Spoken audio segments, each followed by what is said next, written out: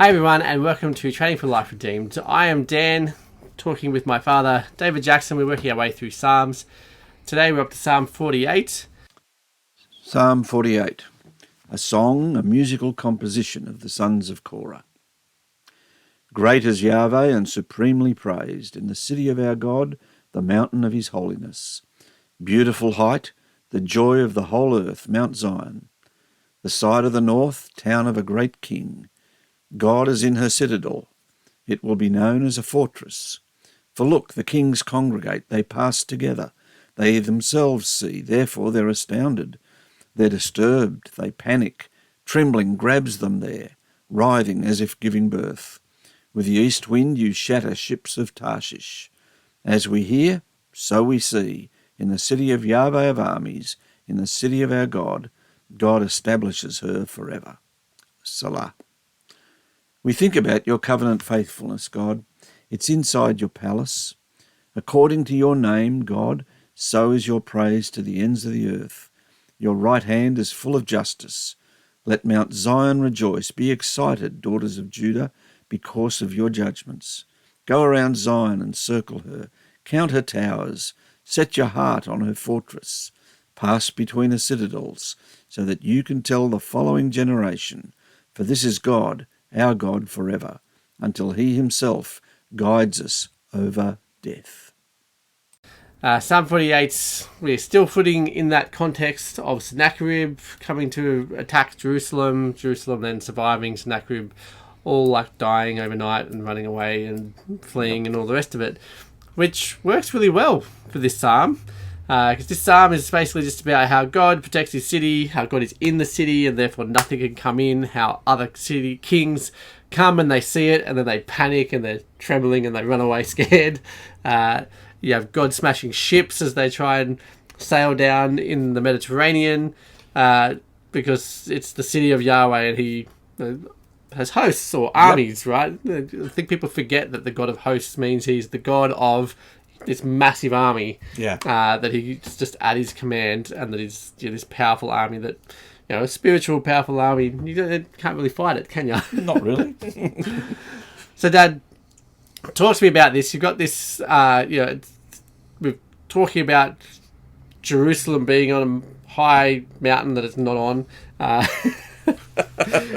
and stuff like that. Like, it seems to kind of be making fun of things as it goes through, talking about how amazing God is. Yeah. So, one of the funny lines in this psalm is in verse 2. Beautiful height, the joy of the whole earth, Mount Zion. So again, we go back to Jerusalem and we look at this thing and we go, Mount? Yeah. It's a little pimple on a ridge. It's not really that big a mount. It's kind of like going up to, it's the first town in the Billy Mountains on the way. It's sort of going, Glenbrook? Going from Glenbrook to Blaxland. I mean, it's, what is it, 700 metres above sea level, something like that. Yeah. And it gets higher as you go north of Jerusalem. So the side of the north is the interesting line. The side of the north refers to Zaphon, and Zaphon was another name for Mount Hermon, or that area up there, the Hermon Ridge. It's right all the way up, Sea of Galilee. Yeah, like 300 and something kilometres north, and it's getting into the Lebanese mountain ranges, the anti-Lebanon range, and that's the location where all the Canaanite gods used to carry on and build the palace of El or Baal, and have it off with all their female gods and anything else that moved. It was pretty obscene stuff. So you've got this pagan model of the city of God, and it's located in the general area where the Bible tells us was the Garden of Eden, and we're saying Jerusalem is the real one and that's the fake one. And Jerusalem is better, it's more beautiful, it's more this, that and the other. And you go, but I've been to both places. Visibly that doesn't ring. No. And yet, what makes Jerusalem so significant? Yahweh is visibly present in his temple in Jerusalem. Yeah, which makes it very much like the Garden of Eden. Absolutely. Here we are. And so if you were to go inside the temple building, you would find pictures of Eden all over the curtains, embroidered in the curtains and all sorts of places. So it's a remembrance. God promised to bring us back to Eden. So that's where that's coming from. Okay, and so we're going through talking about how these people are astonished, they're amazed at Jerusalem, it's wonderful, they're running away in fear, and then we shift into, we have this Salah word, which means have a break, breathe for a bit before you keep going. So then verse 9, they're then focusing on God's covenant faithfulness, how he's keeping his word to Abraham, David, the whole way down the line. Hezekiah's still alive. Still have a king in David's line. We still have the remnant that is left, even though this isn't even Babylon yet. This is just Assyria. But they definitely did a lot of damage Assyria as they went through. I think it's nice that it's gone back to the covenant faithfulness. People, I think it gets, I don't know, we don't talk about covenant faithfulness as much. It's not even translated that way in most Bibles. It's what is it? Kindness, merciful kindness, something. Loving kindness. Loving kindness. Yeah. But it's covenant faithfulness, which is, chesed. Yeah. And that's really like the modern version is your wedding, right? You get married and you make a covenant, and it is love. But there is this love, but there's also that proper commitment that's made. And really, you can't have this kind of covenant faithfulness type love. You can't have without the covenant. That's right. Because I often used to teach kids at school that love in the Bible is basically you could translate that more as a commitment that's being made to the other person. It's not your lovey-dovey feelings and lust, and there's other words that can be used in Hebrew and Greek for that kind of love. A lot of the love in the Bible is actually about, particularly when we're talking about God's love, it's the commitment that he's made. Like a parent makes a commitment to their children to raise them up and to actually, they're not going to neglect their children. Some do, but but are you going to keep your promises? Yeah. Are you faithful to what you committed? Judah wasn't. The kings of Judah weren't. You go back and look at Ahaz. He moves an Assyrian altar into the temple, and now you wonder why there's an Assyrian army around the city slaughtering everybody. You asked for it. You want to worship their gods? Go live with them. See if is this really what you want? My question to people who reject God, and how's that working out for you? What do you get if you get rid of God? You end up ceasing to exist, and everything about you is meaningless. I asked one kid in class who was arguing furiously for Richard Dawkins and the whole idea that God is a myth and we're all just animals and all this sort of stuff. And I said to him, "Well, aren't you glad I'm a Christian?" And the kid looked at me and said, after all that he just argued, I said, "Aren't you glad I'm a Christian? Because you know what? If I believed Richard Dawkins, one, I've got 4 kids, so if it comes down to evolution, I win. Survival of the fittest. I got 4 kids, you got none. And if it comes down to life is as meaningless as he describes, you're really annoying, and there'd be no reason I couldn't jump over this desk and rip your throat out. Aren't you glad I'm a Christian?" There's a meaning to life. There's a meaning to you. You're more significant than that. And you know it, or you wouldn't be arguing with me. Yeah. Let's face reality. Here's a bunch of Assyrians following their myths. And here is us everybody else was unfaithful, but here we are hanging on to Isaiah and Hezekiah. And yeah, we're suffering, and yes, we're hungry. But you know what? God's faithful. Yeah. Yeah.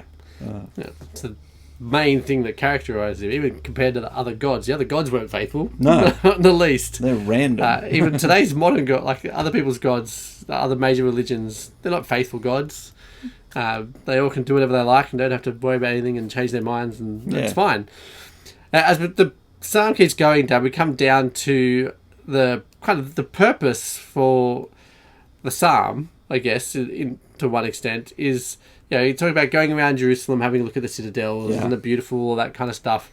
But the reason you're passing through the citadels, the reason you're looking at it all, is so that you can then tell the next generation about the That's salvation right. that came through your faithfulness in God, in this context, from the Assyrians. Yeah.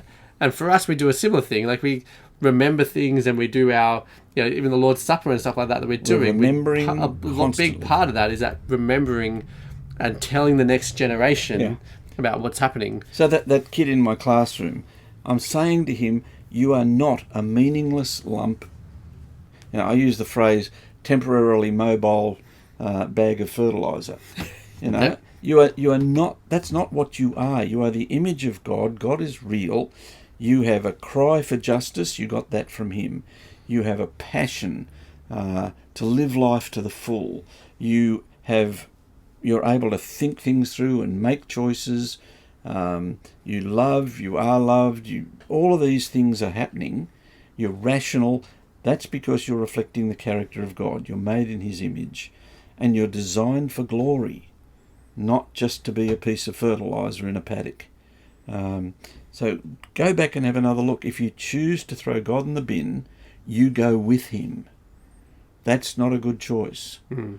So let's look over the parapet of Jerusalem. As they're singing this song, they're saying, "Hey everybody, come out of your house.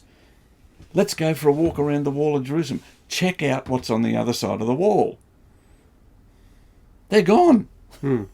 All these things we were afraid of, they're gone. God spoke the word. Check it out. Let's go for a walk. Let's tour it. And then let's tell our children and grandchildren the stories. And I think that's one of the great things that we need to be doing in this world, to tell the stories. And the stories of God's grace, the stories of overcoming, the people who go through all this sort of experience, and you see the hand of God. You can talk about it, you can read about it, but it's to be there and to have experienced it. That's a whole different level. And when you've had that experience, then the emotion explodes in a song like this. Yeah. So Ed Clowney was one of our lecturers, and he wrote a piece on Hebrews 12, and it sort of brings all of this to a bit of a conclusion. And he talks about, so the Hebrews 12:22 is speaking to Christians today, and he's saying, you've already come to Mount Zion. You're already standing in the assembly of the firstborn children of God, those who've believed in Christ before you, have died, they're ascended, their spirits are in glory. You were talking about the armies. He puts a number on it, myriads of myriads. A myriad is 10,000. 10,000s of 10,000s. We've got hundreds of millions of these guys. And they're up there, and you're welcomed into that assembly. You may be in a church of 10 people. You may be sitting at home, in your study, the only 2 Christians in town. But you want to know something? You're part of that big assembly, and it's growing, and it's now as well as not yet. So yeah, here is your song. With a very fitting conclusion. Yeah. This is God, our God forever, Yes. until He guides us into death. Not that- the Assyrians, isn't that but last- God guides us into death. It's isn't like that- I'm going to live a long life. That last line, I was puzzling over translating that. Until He guides us, and the word is on account of death or over death. And I think the picture is He's going to take us, like we're just walking straight over the top of that experience, into this new Jerusalem, new creation. We're going to walk over the top of that. Death isn't this hole in the ground where we become fertilizer. Yeah. We just walk straight over the top of that. That's a fantastic picture. Well, Dad, thank you again. It was lovely to sit down and chat to you, learning from you about Psalm 48 today. If you are listening to this and you want to grab the study notes to go along with this episode, please head over to trainingforliferedeemed.com/104. You can grab all the things there, the study notes. You can watch the video if you haven't watched the video and stuff there as well. And make sure you subscribe, come back and join us again next week. And don't forget, Dad's writing all these books too at the moment. So if you go to trainingforliferedeemed.com, you'll see on the page there's 4 or 5 books that Dad's been writing over the last year and a bit that you can go and buy. It's got all the study notes and stuff and more and photos, and you can do them as personal studies or with groups or whatever you like. They're really useful. So go and have a look at those as well, and then come back and join us next week. Thank you.